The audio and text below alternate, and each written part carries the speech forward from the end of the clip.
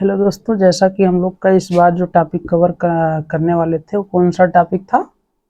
Magnetic field patterns due to a circular loop carrying wires. यानी कि एक circular loop के द्वारा जो करंट कैरिंग किया जा रहा है, इस करंट कैरिंग के द्वारा जो मैग्नेटिक फील्ड आ रहा है, इस फील्ड को हमें देखना है। और हमेशा याद रखना, इस लूप के द्वारा जो मैग्नेटिक फील्ड हम लोग फाइंड करेंगे उस किस जगह पे करेंगे? इस लूप के अंदर करेंगे, इस लूप के अंदर करेंगे। अब आपको पता होगा, कोई भी वायर जैसे ही करंट को कैरी करेगा वो किसके तरह बिहेव करने लगता है? लाइक अ बार मैग्नेट, अर्थात एक मैग्नेट की तरह बिहेव करता है, एक मैग्नेट की तरह बिहेव करता है, अर्थात अपने आसपास एक मैग्नेटिक फील्ड का जनरेशन करेगा। अब जैसे इस लूप में आपका क्या बहेगा? करंट फ्लो होएगा। क्या फ्लो होएगा? करंट फ्लो होएगा। ये अपने आसपास क्या जनरेट कर देगा? एक मैग्नेटिक फील्ड। अब ये जो आसपास यानी कि इस इनर साइड, इस अंदर की तरफ जो मैग्नेटिक फील्ड जनरेट हो रहा है, इसका डायरेक्शन क्या होगा, ये हमें चेक करना है। और ये हमें बताना है कि ये लूप किस तरीके से बिहेव करेगा, लाइक का नॉर्थ पोल होएगा कि लाइक का साउथ पोल होएगा। सबसे पहले हम लोग चेक करेंगे मैग्नेटिक फील्ड का डायरेक्शन, इस लूप के द्वारा जो कहीं ना कहीं जनरेट हो रहा है। ओके दोस्तों, चलिए चेक करते हैं। आपको मैंने जस्ट इसके पहले ही पढ़ाया Maxwell right hand thumb rule, यानी कि राइट हैंड थंब रूल को मैंने सिखाया था। क्या सिखाया था? जिस तरफ आपका करंट फ्लो हो रहा है किसी वायर में, उस तरफ आप क्या रखिए? थंब को रखिए। यही थंब क्या करेगा? करंट के डायरेक्शन को रिप्रेजेंट करेगा। और बाकी उंगलियां जिस तरफ कहीं ना कहीं कर्व बनाएंगी, या एक लैंग्वेज ये भी बोल सकते हो, पुश करेंगी। बाकी उंगलियां या हथेली जिस तरफ आप पुश करेंगे इस हथेली से, उसी तरफ आपका मैग्नेटिक फील्ड का डायरेक्शन हो जाएगा। समझे दोस्तों? चलिए चेक करते हैं इस लूप के द्वारा किधर होगा मैग्नेटिक फील्ड का डायरेक्शन। करंट आपका कैसा है? क्लॉकवाइज। करंट आपका कैसा है? क्लॉकवाइज है। अब देखना, क्लॉकवाइज आपका जो क्लॉकवाइज में आपका करंट फ्लो हो रहा है, उसकी वजह से डायरेक्शन किस तरफ निकल के आ रहा है। देखिए, करंट आपका ऊपर जा रहा है क्लॉकवाइज में, थंब को आप करंट के डायरेक्शन में, बाकी उंगलियां किस तरफ जा रही है, अर्थात ये आपका फल्म हथेली किस तरफ धक्का मारेगा? व्हाइट बोर्ड के नीचे, व्हाइट बोर्ड के नीचे की तरफ धक्का मारेगा। अतः कहने का अभिप्राय, ये जो क्लॉकवाइज की वजह से, क्लॉकवाइज फ्लो होने के करंट की वजह से जो यहाँ पे मैग्नेटिक फील्ड जनरेट हो रहा है, इस मैग्नेटिक फील्ड का डायरेक्शन किधर हो जाएगा? Inward on the white board surface. Inward on the white board surface, अर्थात इधर आपका जो मैग्नेटिक फील्ड का डायरेक्शन किस साइड होगा? Inward on the white board surface.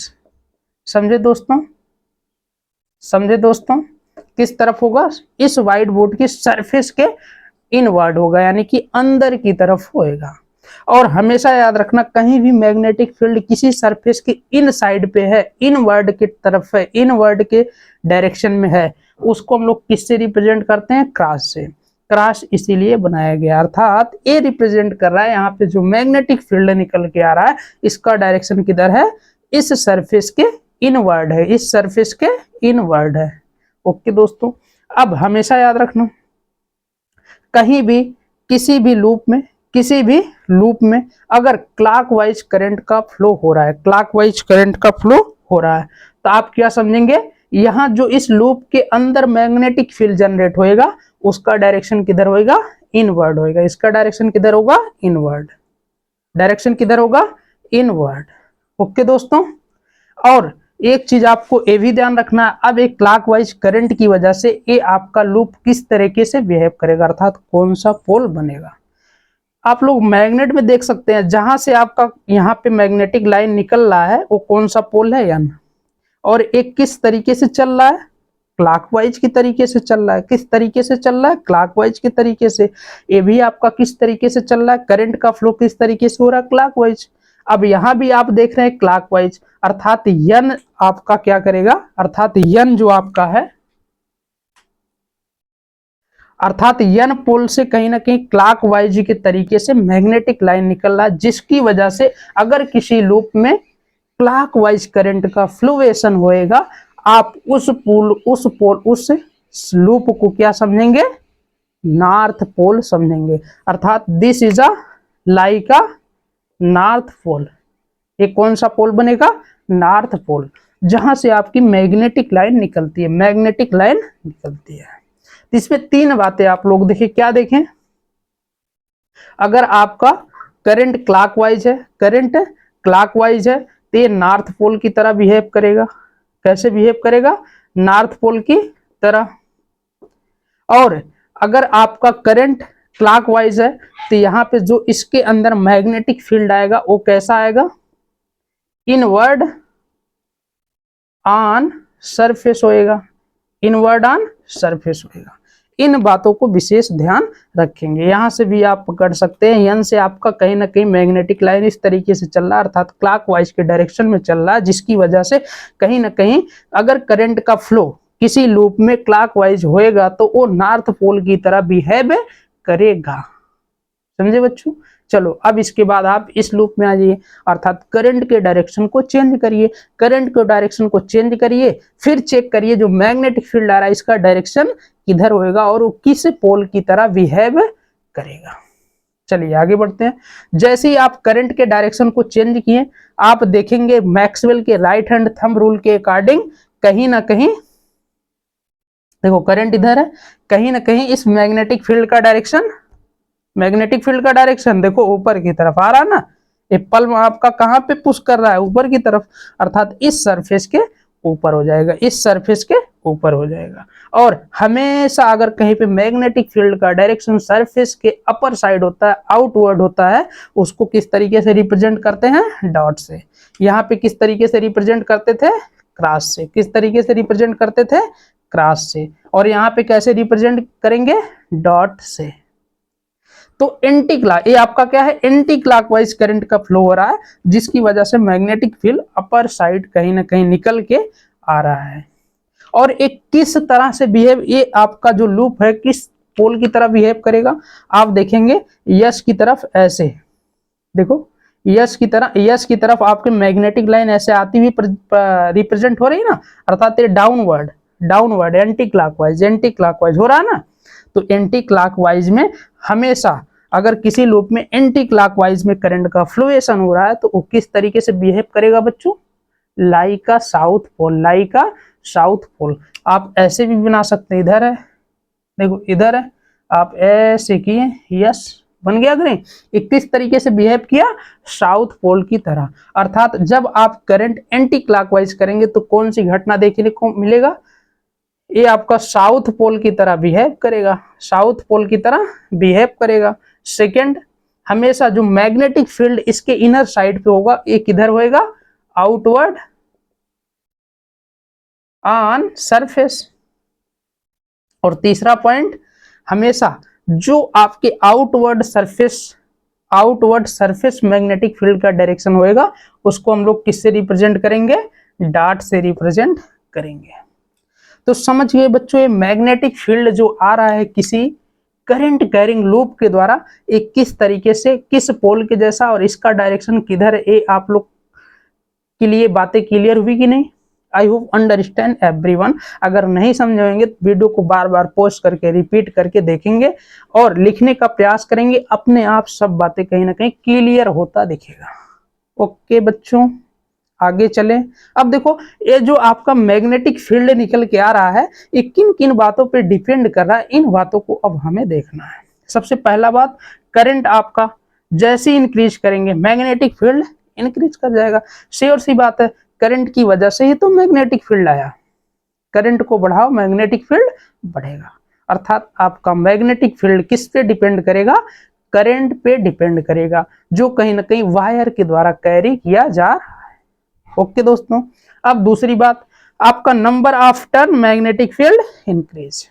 कहने का मतलब ये जो लूप है ना, इस लूप के जगह ढेर सारे लूप को लाके लगा दो। ढेर सारे लूप लगाएंगे, ढेर सारे करंट आएंगे, ढेर सारे करंट आएंगे तो मैग्नेटिक फील्ड कैसा होएगा? स्ट्रांग होएगा। मैग्नेटिक फील्ड कैसा होएगा? स्ट्रांग। कहने का मतलब नंबर आप लूप को बढ़ाइए, आपका यहाँ पे मैग्नेटिक फील्ड क्या करेगा? इंक्रीज कर जाएगा। मैग्नेटिक फील्ड इंक्रीज कर जाएगा। अब देखिए तीसरा जो आपका किस बात पे डिपेंड करता है? रेडियस पे। अर्थात अगर हम लोग रेडियस को डिक्रीज करें, रेडियस को डिक्रीज करें तो मैग्नेटिक फील्ड क्या हो जाएगा? स्ट्रांग हो जाएगा। आपको अच्छे से पता है डिस्टेंस के हिसाब से मैग्नेटिक फील्ड डिक्रीज करता है किसी भी करंट कैरिंग वायर के पास में। आप करंट कैरिंग वायर से दूर जाते जाओ, दूर जाते जाओ, आपका मैग्नेटिक फील्ड डिक्रीज होता चला जाएगा।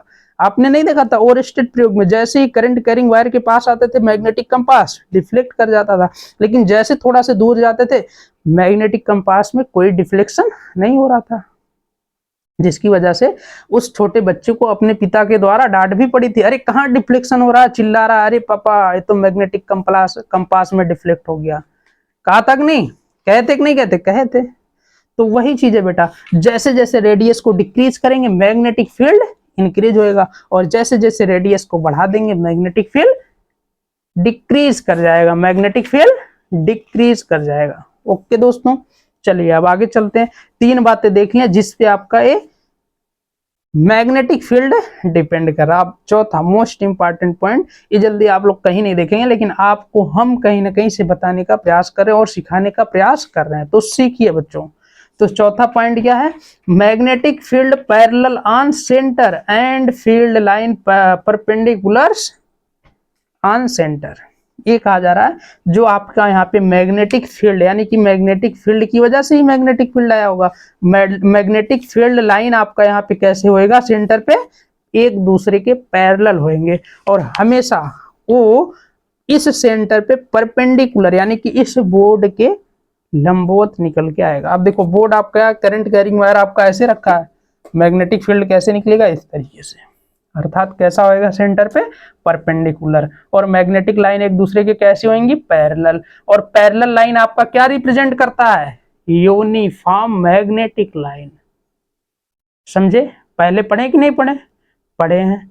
आप पिछले टॉपिक में जाके देखें, मैग्नेटिक फील्ड अगर पैरेलल होते हैं, मैग्नेटिक फील्ड लाइन अगर पैरेलल होती है तो वहां पे कैसा फील्ड होता है?